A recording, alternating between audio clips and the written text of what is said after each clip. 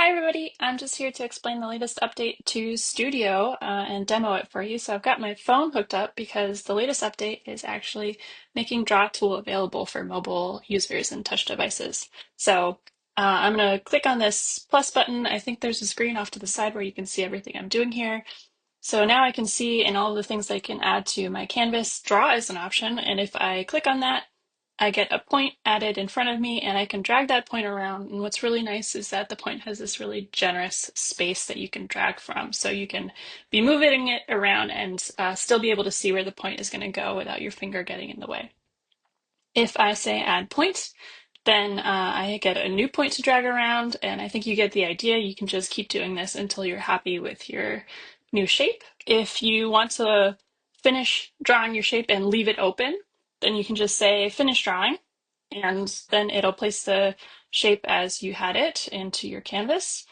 Another nice thing about Draw Tool is it has a lot of the same functionality as we have, or I think all the same functionality as we have on desktop. So if we turn on your position features and have Snap to Grid turned on, you can also make really easy, fast orthogonal shapes here by snapping to the grid. So I'm just adding points and I'm dragging them around, and I can be snapping, which is really satisfying, and I should be able to fairly quickly make an orthogonal shape. Okay, and then here on the last point, since I'm going to be closing this shape, I've added my last point, and if I come over to the open end of the shape, you can see it's closing it. And then there we go. It's finished the draw shape. It's closed it, placed it, finished it. So I'm good to go. You can also still select points and move them around.